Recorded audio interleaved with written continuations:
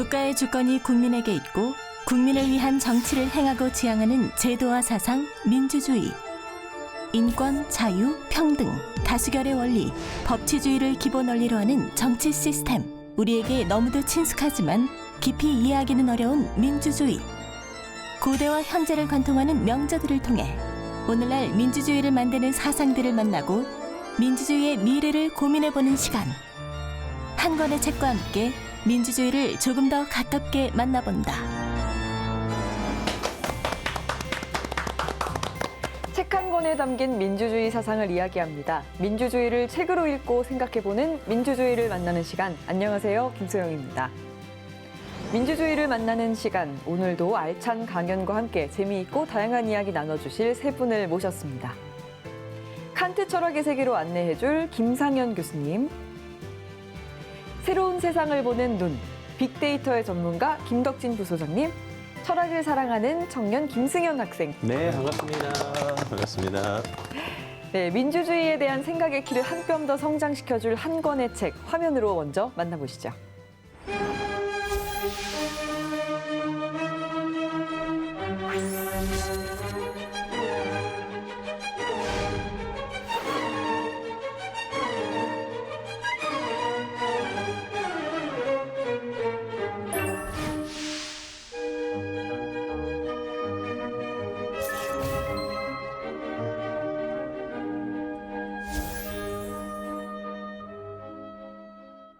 오늘의 주제 도서는 철학자 임마누엘 칸트의 저서 실천 이성 비판입니다.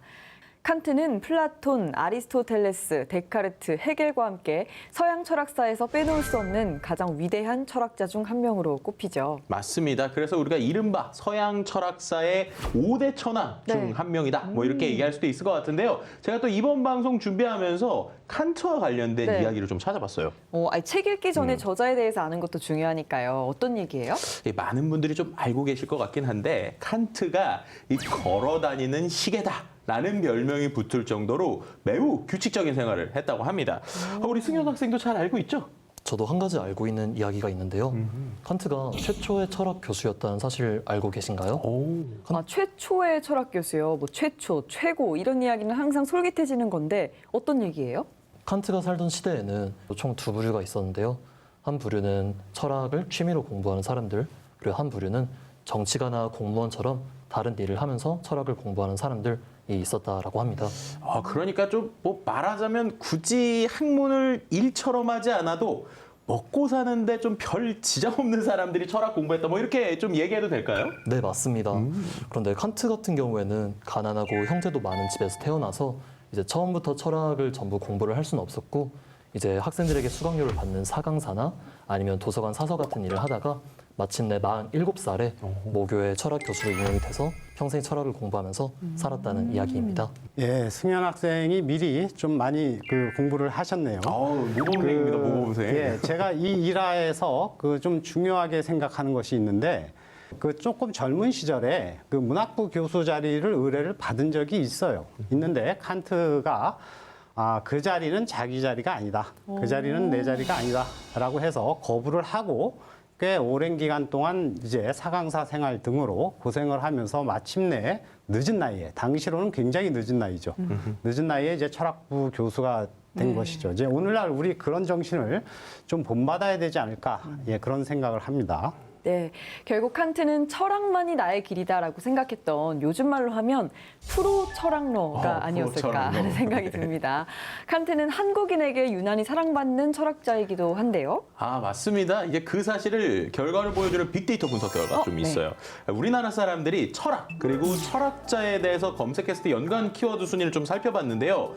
인물에 있어서는 소크라테스, 플라톤 다음으로 이 칸트가 가장 많이 등장하고 있었습니다. 또 이제 한 포털 사이트에서 칸트와 관련돼서 이제 검색한 연관 키워드 순위를 살펴봤거든요. 그랬더니 철학 동화와 함께 나오는 게 칸트 명언이에요. 그러니까 우리가 이론적으로 뭔가 알기보다는 칸트의 명언을 하나 정도 이렇게 익히고 이른바 이제 우리가 아는 척하기 좋은 철학자로서의 칸트를 좀 뽑지 않나라고 유추해 볼 수도 있을 것 같습니다. 분명한 거는 칸트가 한국인에게는 꽤 친근하고 잘 알려진 철학자라는 사실인 것 같아요. 교수님, 유독 한국인들이 칸트를 좋아하는 이유가 있을까요?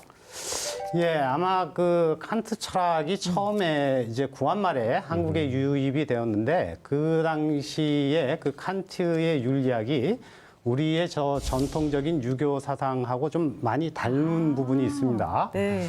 그 기본적으로 이제 인격성에 기반한 그의 윤리학이나 그 만민 평등 사상 또 영구 평화론 뭐 이런 것이 우리한테 좀 와닿은 그런 점이 있죠. 오늘날의 관점에서 생각을 해보면 그 칸트의 철학은 그 이전 2000년 이상 지속되어 온 서양의 모든 철학 사상이 칸트 안으로 다 흘러들어갑니다. 한마디로 이제 거대한 저수지죠. 그 저수지로부터 그러니까 칸트로부터 현대의 모든 사상이 다시 다 흘러나옵니다. 네. 그러니까 현대인들은 철학이나 사상에 대해서 관심을 갖게 되면 칸트를 공부 안 할래야 안 할 수가 없는 것이죠. 예.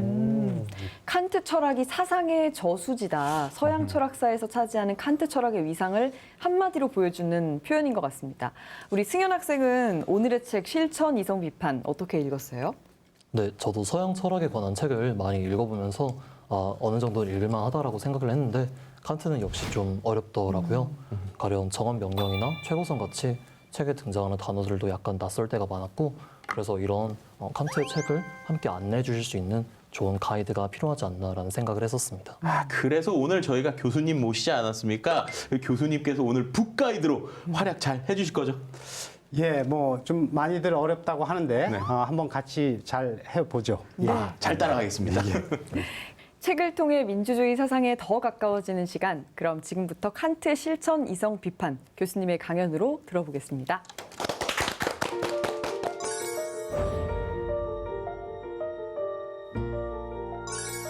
예, 칸트의 윤리학을 그 한마디로 평가를 한다면 그 서양 윤리학 전체 전통을 근본적으로 재검토하고 뒤집어 엎은 그런 혁명적인 전환을 일으켜낸 철학자라고 할 수 있습니다.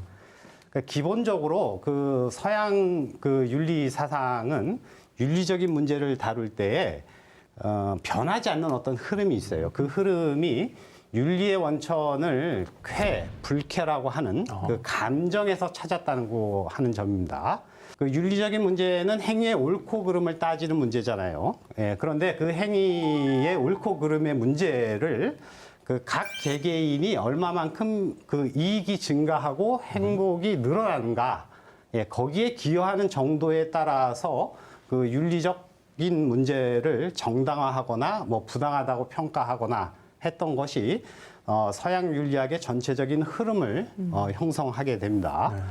그런데 칸트는 바로 그런 점에 대해서 일가를 한 거죠. 실천 이성 비판에서 아주 지속적으로 얘기하는 것이 무엇이냐면 자기 사랑, 그 다음에 자기 행복이 윤리적 행위의 근본 원리가 될 수 없다.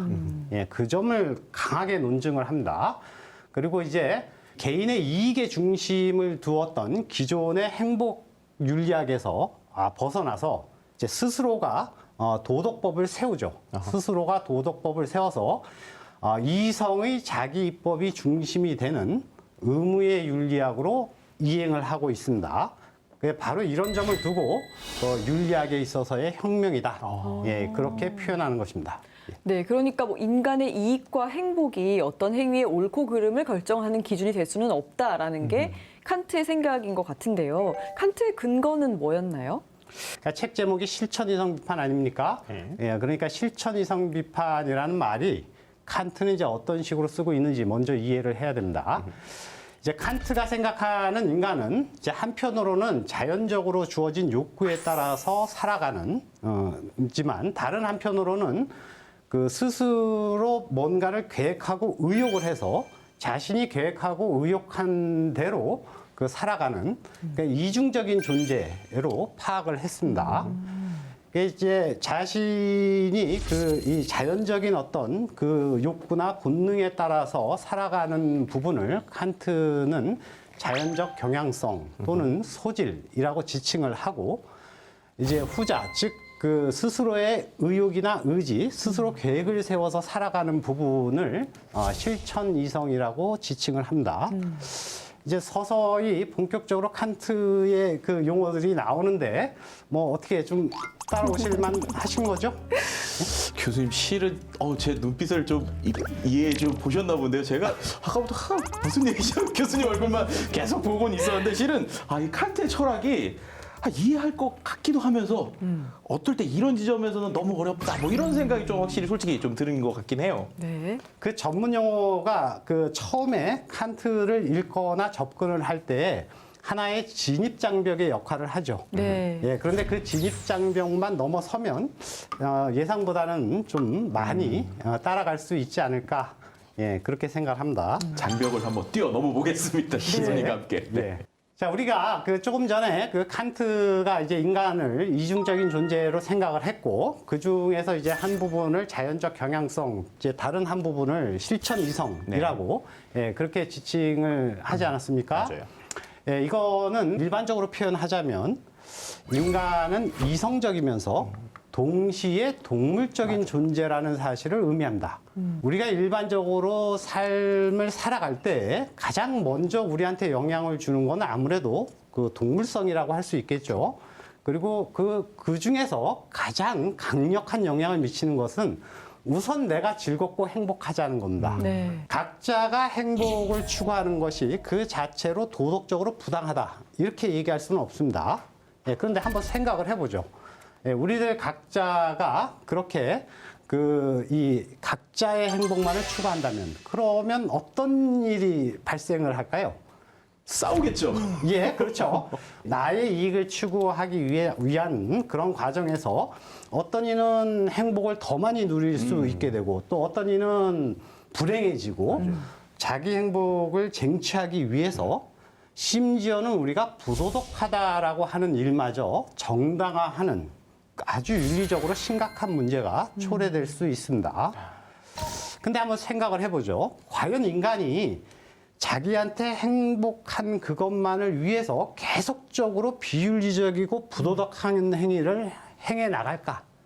가만히 생각을 해보면 우리가 갖고 있는 이성이라고 부르는 능력은 그런 종류의 욕구에 제동을 겁니다. 네. 그 이제 이른바 그 양심의 소리라고 일상어로 좀 얘기를 하자면 승현 학생은 이런 비슷한 생각을 좀 해봤을 것 같은데 어떤가요?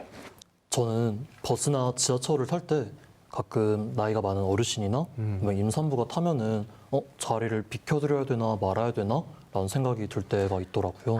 예, 저도 그래서 이렇게 그냥 눈 딱 감고 그냥 자는 척 한 적도 과거에 있었는데 이게 몸이 피곤하니까 우리의 이 행복 추구하는 욕구로 보자면 그 자리에 앉아 있고 싶은 거예요. 네. 예, 그런데 말하자면 양심의 소리는 우리에게 일어나라고 합니다. 근데 그 양심의 소리가 우리에게 어떤 식으로 말을 하고 있는지를 가만히 생각을 해보세요. 그러면 단지 그냥 너 일어나 이렇게 얘기하는 게 아닙니다. 일어나라, 양보하라. 나 스스로에게. 예, 그러니까 명령이죠. 그렇네요. 내가 내 자신에게 명령을 내리고 있습니다. 칸트가 얘기하는 실천 이성은 우리에게 항상 옳은 일을 하라라고 명령을 하게 됩니다. 그렇다는 얘기는 명령이기 때문에 반드시 해야만 하는 것이고 그래서 당위이고 의무라고 하게 됩니다. 그래서 우리 내면에서 일어나는 양심의 소리만이 우리가 행복을 추구하려고 하는 그런 자연적인 본성에 강제되지 않은 것이다. 그래서 말하자면 진정한 자유다. 그렇게 얘기합니다. 그래서 오직 실천이성만이 진정한 자유고 우리는 실천이성이 어떤 내용을 갖고 있는지 정확하게 파악을 해야 된다. 그래서 책 제목이 실천이성 비판이라고 되어 있는 것입니다. 네, 바로 이런 개념을 바탕으로 만들어진 게 칸트 철학에서 가장 널리 알려져 있고 또 칸트 윤리의 정수라고 불리는 정언명령인 건가요? 예, 그렇죠. 정언명령은 아마 대한민국 사람들 대부분 다 한 번씩 들어봤을 겁니다. 그렇죠. 일단 칸트가 얘기하는 자유라고 하는 것은 무제한한 자유, 막 우리가 마음대로 뭐든지 할 수 있다. 예, 그런 의미의 자유가 아닙니다. 그러니까 앞에서 봤듯이 반드시 선을 행하라라고 하는 그런 제한된 자유인데 스스로 법을 만든다라는 의미에서 자율로 규정이 됩니다. 예, 그리고 그 자율을 그 실천 명제로, 도덕적인 명제로 표현한 것이 말씀하신 그 정언 명령입니다. 네. 이 정언 명령을 그 칸트가 설명한 다음에는 이제 마지막으로 과연 우리의 도덕적 실천이 우리 각 개개인의 행복을 보장할 수 있을까? 예, 이 문제에 대해서 고민을 하게 됩니다. 사실 누구나 다 고민하는 문제겠죠. 그 결론을 미리 말씀드리자면 좀 스포일러인가요? 기억을 스포일러. 좀 해주시기 바랍니다. 끝까지. 예, 그 칸트가 이 점에 대해서 어떤 결론을 내리는가? 이렇게 얘기합니다. 최고선을 실현하기 위해 가능한 모든 것을 행하라. 금방 와닿는 듯한 그런 말일 텐데, 근데 거기에 이제 덧붙이게 됩니다. 네. 어떻게 덧붙이냐면, 이성적이면서 유한한 존재자에게는 보다 낮은 단계로부터 보다 높은 단계의 도덕적 완전성으로 무한히 전진해가는 일만이 가능할 뿐이다. 이게 무슨 말이에요? 갑자기 뒤에 보시니까 분명히 앞줄은 이해가 됐거든요. 그러니까요. 네. 이렇게 궁금증을 이렇게 간직하셨다가 네네. 지금 한번 답안 끝에 주시나요? 가서 알겠습니다. 다시 한번 확인해 보도록 끝까지 하죠. 열심히 들어야겠네요. 네. 그래서 이제 칸트의 전체 그 윤리론을 간단히 좀 요약을 해 보자면, 네.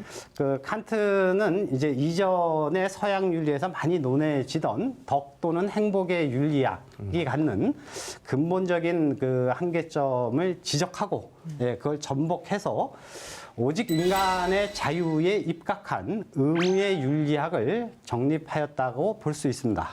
이것은 2000년 이상 지속된 서양 윤리학의 전통을 근본적으로 뒤바꾼 것이라서 그 윤리학의 혁명이라고 지칭할 수 있고, 그 내용을 담은 정수가 바로 실천이성 비판이란 책입니다. 네.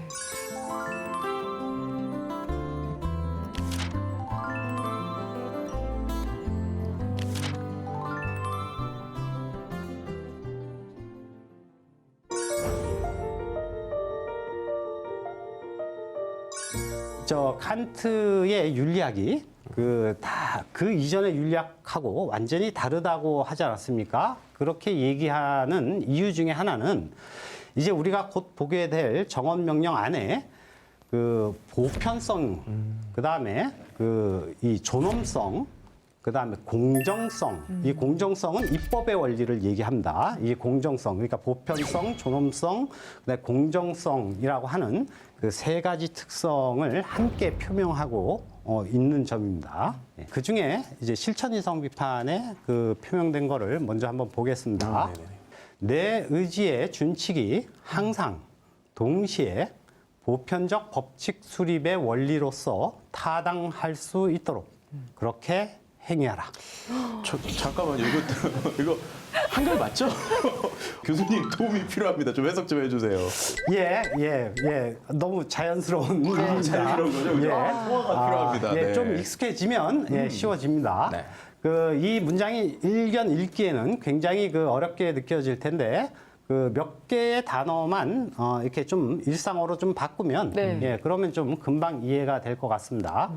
먼저 준칙이라고 하는 말은 우리가 삶을 살아가면서 개인적으로 뭐 어떤 삶의 신조 정도로 그 준칙을 생각하시고, 뒷말이 더 어렵죠. 그 보편적 법칙 수립의 원리로서 타당할 수 있도록, 이제 보편적 법칙 수립의 원리에서 이 법칙이라는 말을 자연과학의 법칙을 연상하시면 돼요. 그러니까 우리가 자연과학자들이 자연의 법칙을 수립하려고 할 때, 뭐 요 경우에 한해서는 요게 법칙이지만, 뭐 경우가 조금 달라지면 다른 법칙이 등장한다, 이런 식으로 얘기하지 않습니다. 맞아요. 그죠? 언제나 그 동일한 현상에 대해서는 항상 동일한 법칙을 찾으려고 하죠.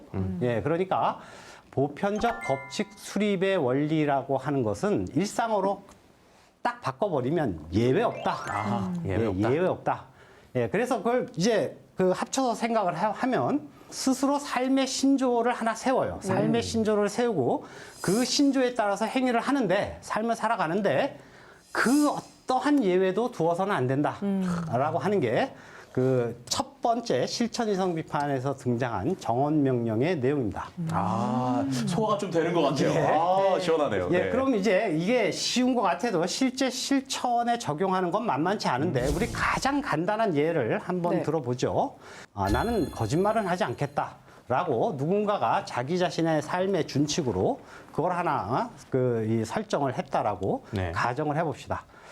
예, 어떤 경우에는 선의의 거짓말을 해야만 할 때도 있을 거고, 그다음에 어떤 경우에는 내가 계속 거짓말을 안 하게 됐을 때 나의 삶에 나의 이익에 굉장히 치명적인 손해가 발생하는 그런 경우도 있을 수 있을 겁니다.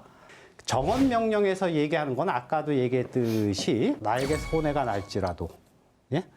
한 번 거짓말을 하지 않는다라고 얘기를 그렇게 신조를 세우게 되면 예외 없이 그걸 지켜야 한다라고 하는 그런 의미를 내포하고 있습니다. 그러니까 뭐 소위 말하는 하얀 거짓말, 뭐 착한 거짓말, 뭐 이런 것도 안 된다는 거 아닙니까? 예, 그렇죠. 예. 근데 이게 실제로 우리가 잠깐 보았듯이 실제 그렇게 실천하는 게 만만한 일이 아니지 네, 않습니까? 맞아요. 예, 칸트가 왜 이렇게까지 강하게 얘기하는 걸까요?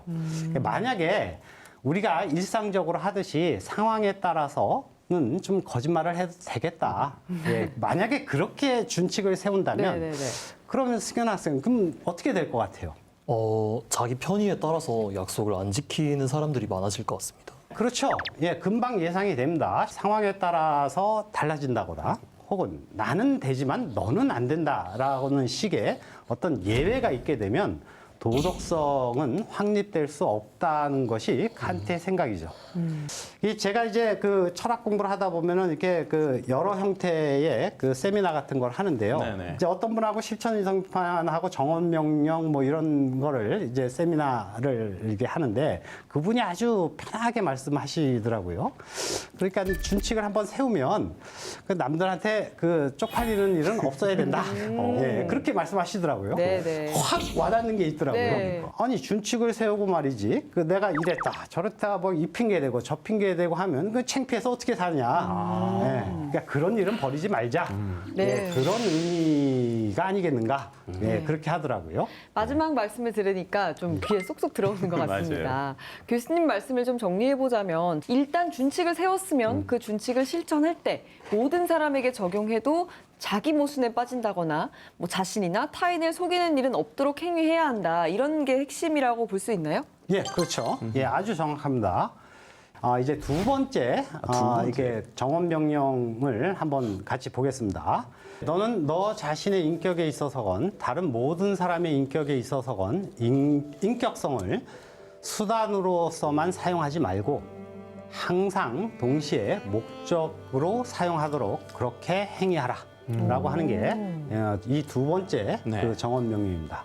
이거는 좀 이해하기가 쉬울 것 같은데. 한글 같아요. 예, 그렇죠. 예, 예를 들어보죠. 예, 이제 부모님을 공경하라라고 하는 준칙을 누군가가 이제 세웠다라고 해보죠. 예, 그런데 부모님을 공경하는 이유가 내가 나중에 물려받을 유산 때문에 부모님을 공경한다라던가 남들이 나를 손가락질을 할까봐 예, 그게 두려워서 예, 그래서 부모님을 공경하라라고 하는 예, 그런 준칙을 세웠다라고 한다면 부모님을 수단으로 사용하는 거죠. 네.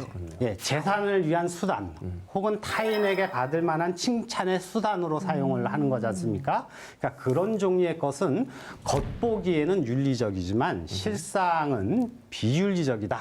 라고 네. 하는 것을 얘기하고 싶은 거예요. 네. 그러니까 칸트에 따르면 인간을 수단으로 삼는 그 법이나 제도, 관습, 개인의 가치관 또는 삶의 신조는 그것이 무엇이든 간에 인간을 수단으로 삼는 그 순간 그것은 윤리적이지 않다라고 하는 것이 바로 두 번째 정원 명령에서 우리가 기억해야 할 아주 중요한 점입니다. 네. 인간의 존엄성을 윤리적 명제로 천명한 칸트의 두 번째 정원 명령까지 살펴봤습니다. 그럼 이제 세 번째 정원 명령이 기다리고 있죠?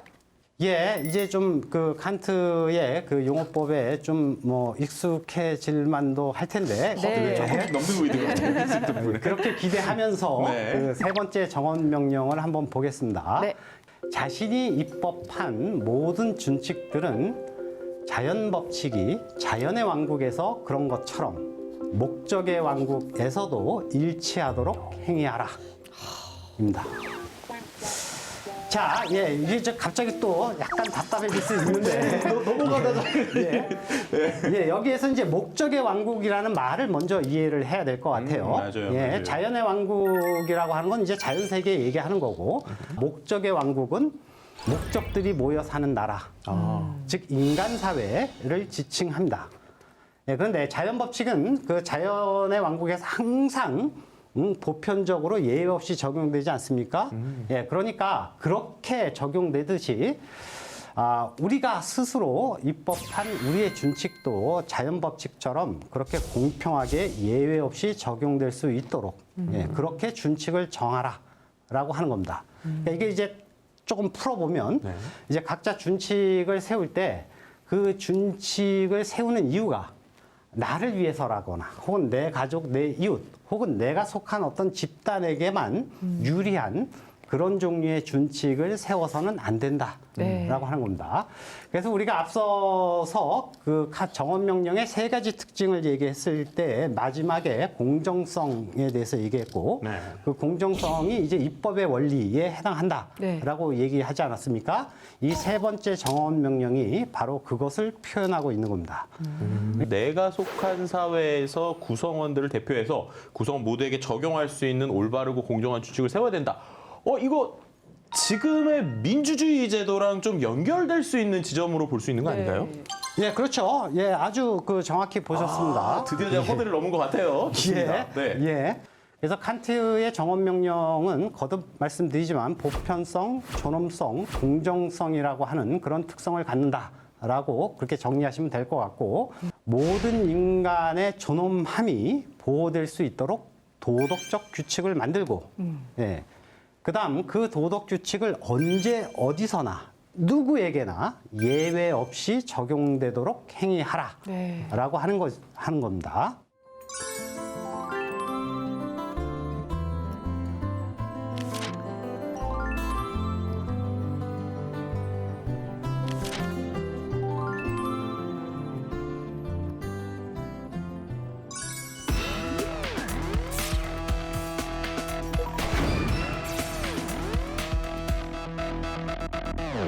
이 빅데이터로 읽는 실천 이성 비판 이첫 번째 키워드는요 도덕, 윤리 얘기를 좀 해보려고 합니다.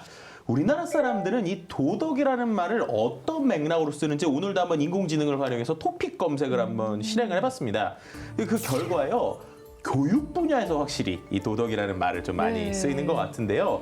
관련 토픽들을 좀 보더라도 생각보다 우리 생활에 직접적으로 쓰인다라기보다는 하나의 뭔가 상징 혹은 뭐 인성이나 인품 뭐 이런 거 성품과 같이 네. 양심 뭐 이런 것과 비슷한 말로 쓰이고 있다라고 볼 수 있을 것 같고요. 관련돼서 이제 감성 연관어를 좀 살펴봤어요. 언급량에서 이제 보게 되면 상위 키워드로 뽑힌 뭐 존중하다와의 어떤 상관성을 보더라도 이 우리나라 사람들은 이 서로를 존중하는 것이 도덕의 시작이다. 뭐 이렇게 이해하고 있다라고 볼 수 있을 것 같습니다. 두 번째 키워드를 좀 볼게요. 도덕성과 행복, 그러니까 이득과 이제 한번 비교를 해봤는데 이 둘의 관계를 사람들이 어떻게 정의하고 있는지 그 결과를 한번 보도록 하겠습니다. 도덕성과 행복에 대한 연관 키워드 좀 살펴보면요. 보시는 것처럼 이 둘은 함께 가는 거는 조금 어려운 부분이지만 노력하면서 가능하도록 해보자라고 하는 의견이 있었고 또 이 두 가지가 함께하는 것이 중요하다라는 의견들도 볼 수 있었고 역시 변화해야 된다라는 네. 목소리들도 같이 볼 수 있었습니다.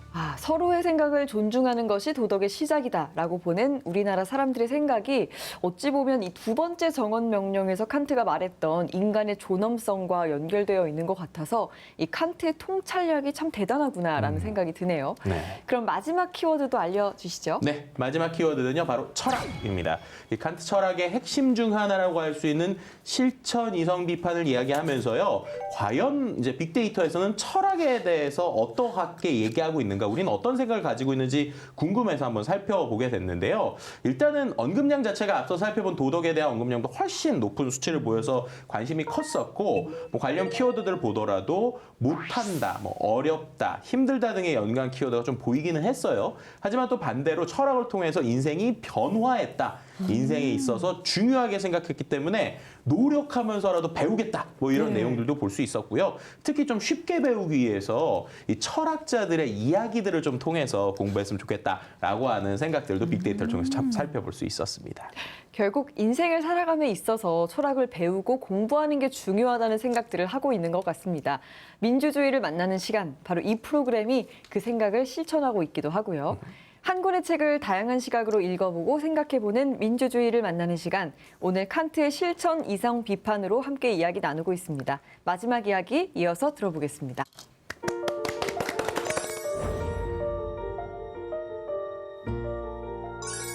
자, 이제 그 본격적으로 실천 이성 비판의 마지막 그 핵심 내용을 한번 살펴보죠.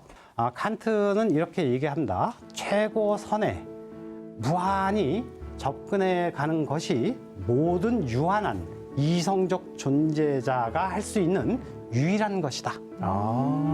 어쨌든 뭐 우리 인류는 노력해야 된다, 뭐 이런 뜻으로 보이긴 하는데요. 역시 또 단어의 뜻이 또 어렵습니다. 최고선이 무엇을 뜻하는지부터 좀 알아야 될 것 같아요.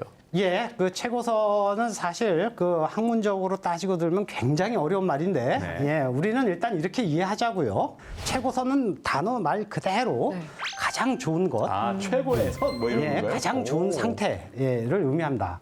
우리 인류 전체가 아마도 동의할 만한 가장 좋은 상태는 도덕과 행복이 일치하는 그 사회, 예, 이 정의 또는 공정이 될 것 같아요. 예, 그러니까 최고선이라고 하는 거는 정의로우면서도 사회 구성원 모두가 행복한 사회를 의미한다. 예, 이렇게 해석하면 될 것 같습니다. 네. 교수님께서 말씀을 해주시는 정의나 공정 같은 가치들이 저희 세대에도 굉장히 관심이 많은 가치인 것 같습니다.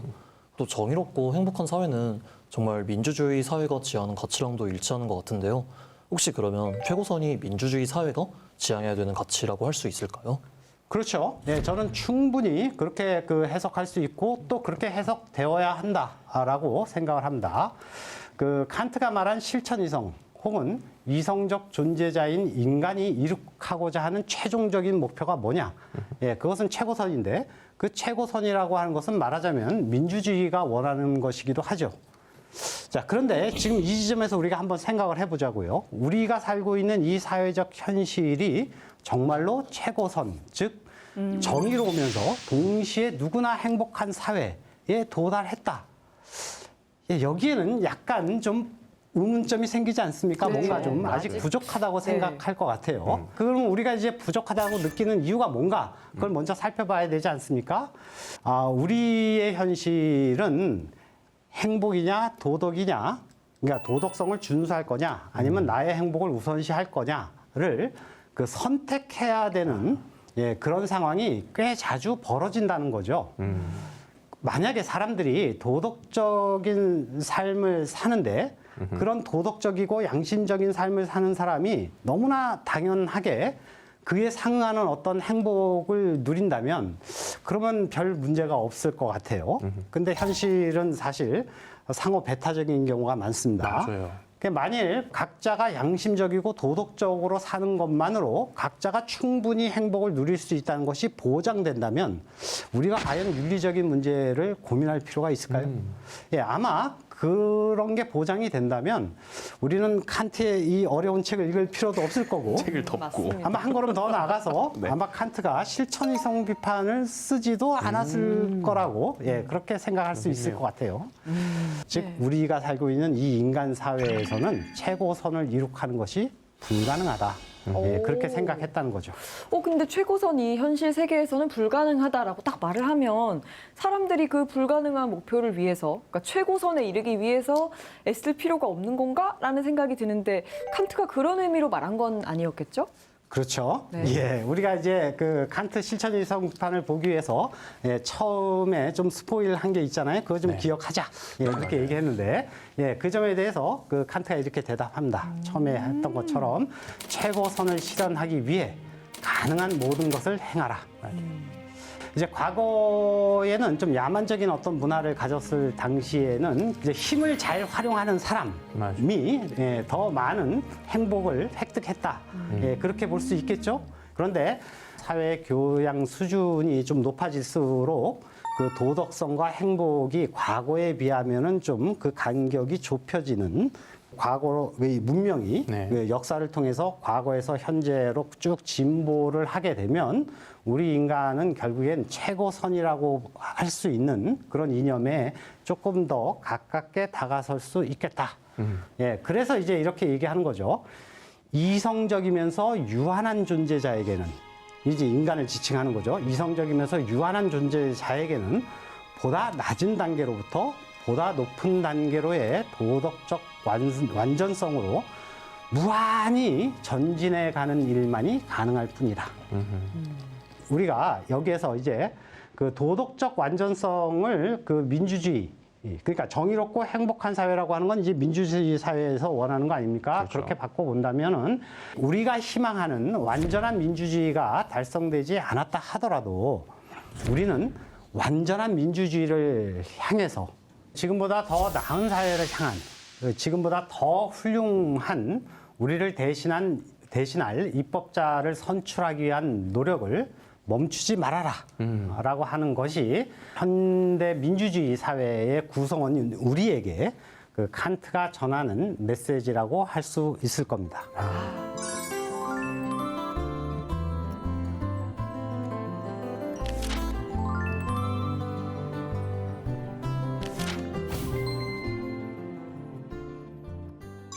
지금보다 더 나은 사회를 위한 노력을 멈추지 말아야 한다는 메시지가 마음에 남네요. 승현 학생은 어떻게 들었어요?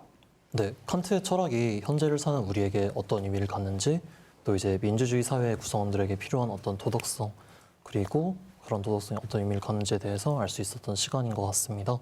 또 교수님의 강의 덕분에 칸트의 다른 비판 철학서도 읽어볼 수 있을 것 같다라는 생각이 들었습니다. 아, 그러니까요. 정말 교수님이 없었으면 이거는 무조건 저는 길을 헤맸을 것 같은데, 조금은 좀 가까워진 것 같아서 좀 뿌듯하고요.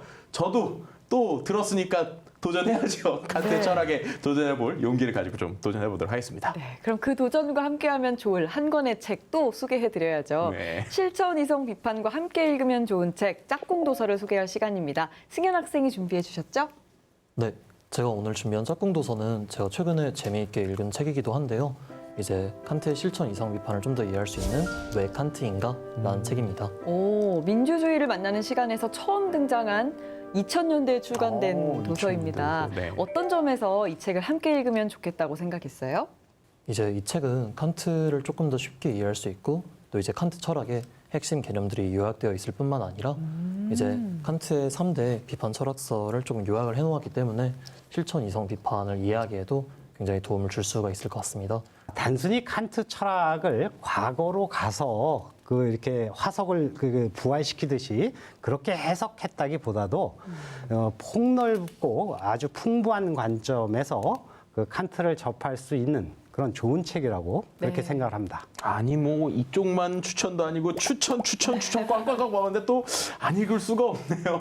저도 꼭 한번 읽어보도록 하겠습니다. 네. 민주주의 사회의 도덕 철학이라는 주제로 오늘 칸트의 실천 이성 비판을 강연해 주신 김상현 교수님이셨습니다. 오늘 어떠셨나요? 예, 인사 대신에 나름 칸트를 연구한 사람으로서 제가 가지고 있는 준칙에 대한 이야기로 마무리 인사를 하고 싶습니다.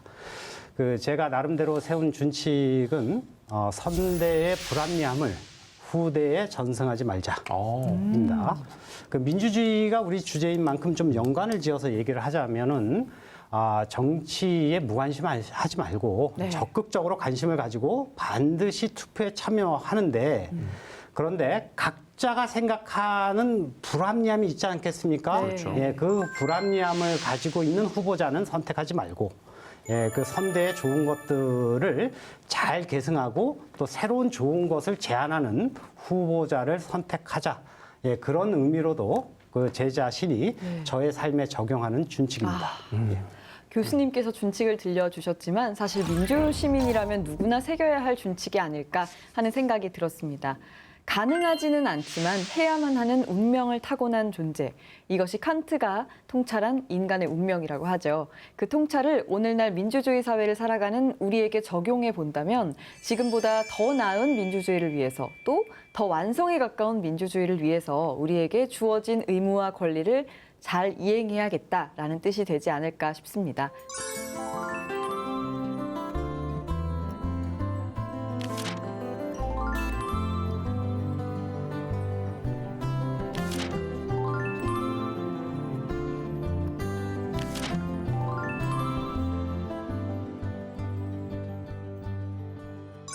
민주주의를 만나는 시간, 오늘은 여기까지입니다. 저희는 다음 시간에 다시 찾아오겠습니다. 고맙습니다. 고맙습니다. 그 전문 용어가 일상어로 딱 바꿔버리면 예외 없다. 그 남들한테 쪽팔리는 일은 없어야 된다.